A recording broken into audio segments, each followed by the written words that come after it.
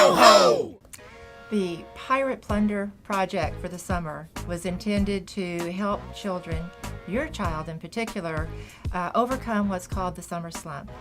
And when we were invited to write lessons for this project, the first and primary concern that we had was to make sure that we made them fun and challenging and a supplement to things they were learning in school.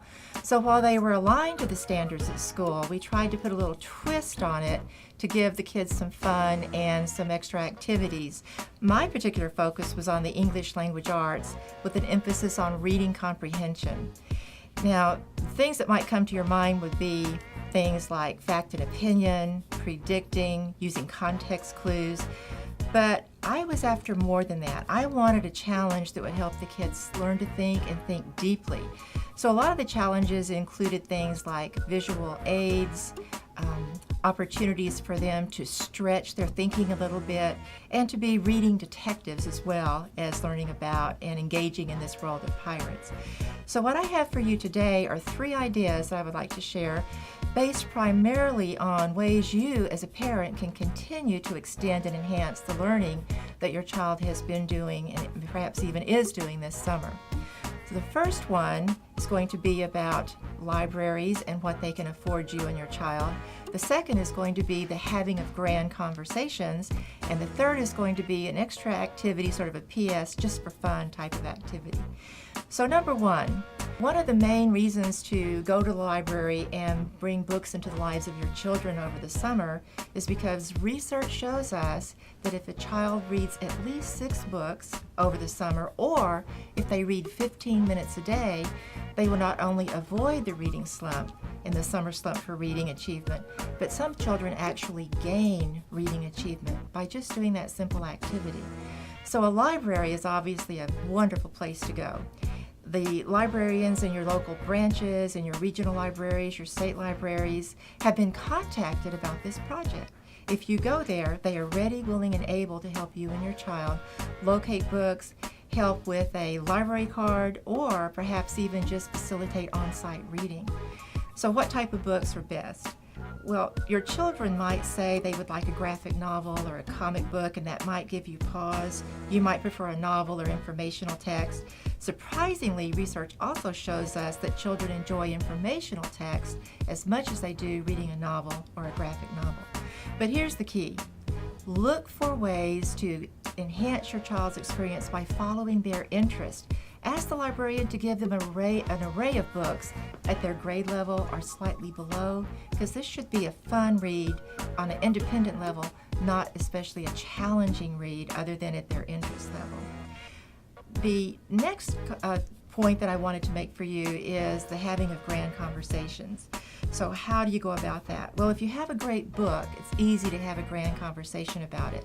One way to do that is to eavesdrop with your child, read with your child, have your child read to you, read to your child, and as you notice vocabulary that's of interest or a peculiar word, it's a great time to say, wait a second, did I just hear that unusual word? You provide the definition or an example, and if you don't know, just say, let's go look it up. And the next time you make a trip to the library or grab your dictionary, you can find that definition. But then here's where the real fun comes in for you and your child, because the challenge is who can find ways to work that word into your everyday conversation.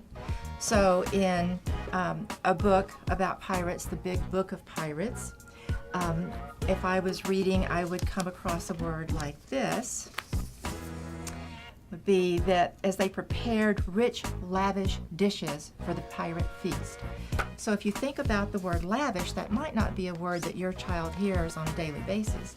So lavish would be extravagant, beyond the ordinary, something that was really yummy and delicious and took a long time to prepare. And then while you're preparing your own meal, you might say, well, this might not be an especially lavish meal, but it's going to be yummy. And so invite your child and challenge your child, and notice when your child uses those unusual words. Something for parents of younger children to keep in mind is that everyday conversations are extremely important. This can be something as simple as you've come home from the grocery store. You have groceries to put away. You can enlist your child's help by saying, help me sort these groceries by categories. They might be by container. You could say, find all the ones that are made out of boxes, that have box shapes. Let's find the ones that are plastic and put them over here. Let's put the glass ones over here. And you can find other open-ended sorts as well. It might be by the type of food and the meal it's going to be used for. It could be, well, let's put these here. These are what we have for breakfast. Or let's put these over here. These are snack foods, so we want them readily accessible. But those conversations that you have around books, around daily activities, actually increase your child's vocabulary and their thinking abilities. So here's what you've been waiting for. This is just for fun. One of the things that the pirates did throughout their adventures was look for hidden objects. They searched for clues, they solved problems, they overcame challenges and obstacles, and found every missing treasure. Well, find an object that you can hide in your house somewhere and give your child written directions for finding it. They will have a lot of fun looking through their own territory and following the clues, but then you can reverse that challenge. Are you up for it? Have the children in your life hide an object and write directions for you to find it. Good luck, and we enjoyed preparing activities for your children this summer. Yo ho!